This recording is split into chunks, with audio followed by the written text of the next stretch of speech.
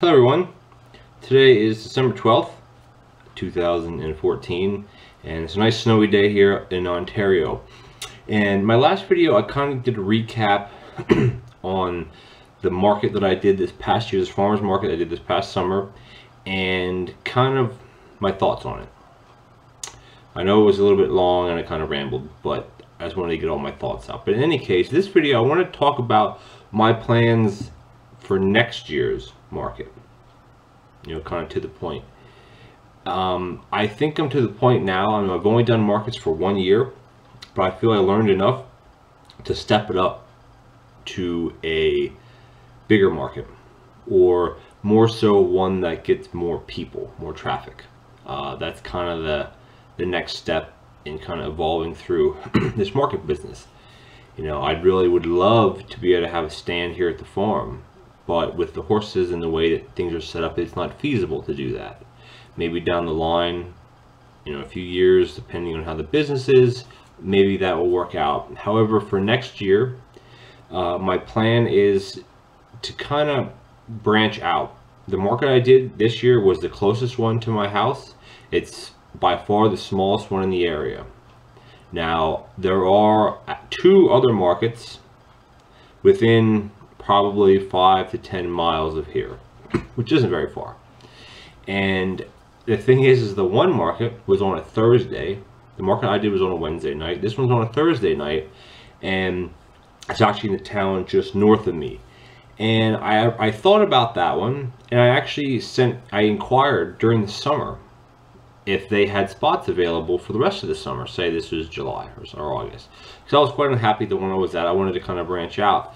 But then people that I spoke to seemed really, they said, yeah, we have spots open, blah, blah, blah, all this stuff. So I contacted and told them who I am and what market I'm doing now. And I'm not sure why, but they never responded to me. I sent them numerous messages, different formats, and I never heard back.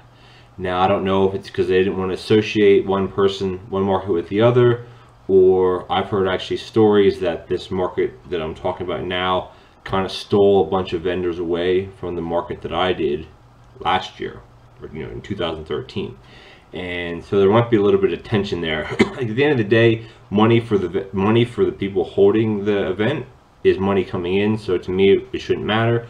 In any case, I also heard that market didn't do that well this year, which brings me to the big market, which it's in Orangeville. That's the town that's south of me, a few miles, and that's held every Saturday morning, I believe, from 8 until 1. And that goes from May through to October, I believe, and that gets hundreds and hundreds of people consistently every single week. Now, the downside of that is that you have to have a lot of product.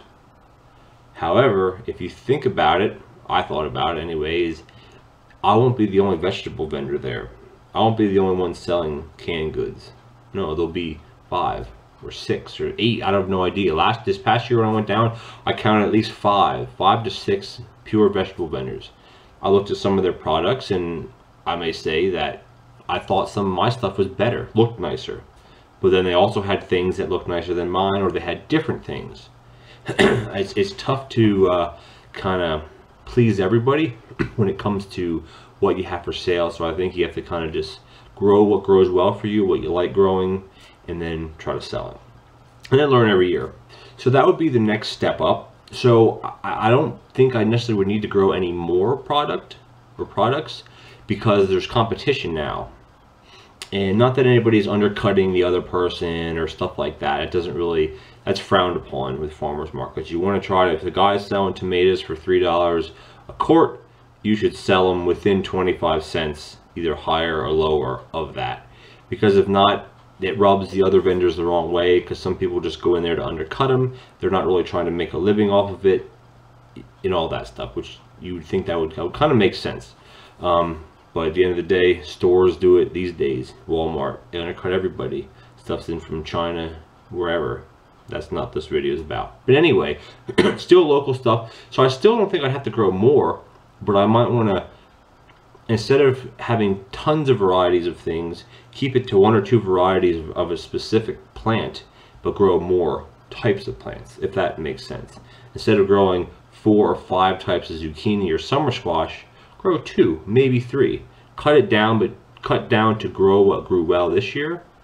And then, you know, as the season goes on, that's the only thing with selling vegetables. Once they're planted and you go to the market and people don't seem to be receptive of it, it's not like you can just plant more and they automatically appear. So you have to plan it out and you have to stick to that, which that's what I'm going to do this year as well. I did it this past summer. I stuck to plans for probably about 90% of the stuff. And then I also planted some things. I'm like, hey, you know what? I'm going to try this, try this, try this. Some worked, some didn't. I can get into that in another video. But anyway, so that's my kind of goal. I don't know if, again, I feel a little bit overwhelmed or underprepared to go to that big market. However, there is at least 1 to 2 other markets within probably 15 miles of here. So you're talking 20-25 minutes, within a half an hour max. And those are in smaller towns, but I still think they get good numbers. So to kind of recap it is, I plan to go to a larger market, whether it's more vendors, whether it's in a larger town, whether there's more attendance. Any one of those kind of scenarios is what I'm looking for. It doesn't have to meet all 3 that I just listed. It could meet 1. There's more vendors, that in theory means more people.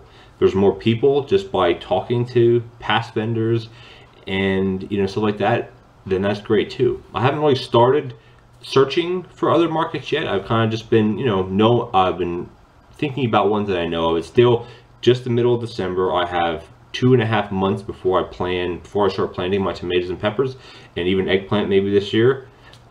So I have plenty of time to figure out what I'm going to do, but I'd like to kind of get it out there to get your thoughts as far as what you think. Is it worth sticking with a small market, knowing that I could probably grow 1/4 of what I grew this year?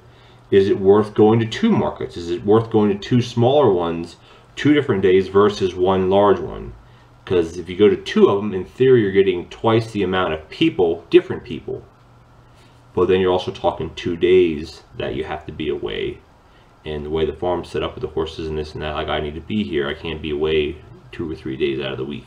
So I just want to get your thoughts on my market for next year, or what you would do. You watched my other video. You've been kind of following me as far as how the market's been going. The good, the bad, the ugly, the terrible, and some things are really great. We'll get into it in next few videos as far as things that I think I'm going to try or that I know I should have done this year to step up sales. At the end of the day, it's all about selling product. That's why I'm growing the vegetables. That's why I'm doing it. I'm doing it to can it and keep it for myself and all that stuff. I eat what I eat out of it. I give away probably a lot of it, and then I want to try to sell it just to have a little bit of a side business here, bring in, you know, even if it's $2,000 profit by the end of the year, that's still $2,000 more than I don't have now. And so yeah, so that's that. Give me your thoughts on that. Let me know what you think. You know, leave it in the comments there. And yeah, stay tuned, because I have lots of videos in my head planned out that I want to talk about. Tomatoes, peppers, different things, what I did, what I'm going to do different next year, what I'm going to do the same next year, and kind of get your guys' opinion. I like having you guys involved, asking questions and giving your opinion, and then we go back and forth that way. And again, if anything you want to know about, as always, leave it in the comments or send me a PM, a private message there, and I'll get back to you. Thanks for watching.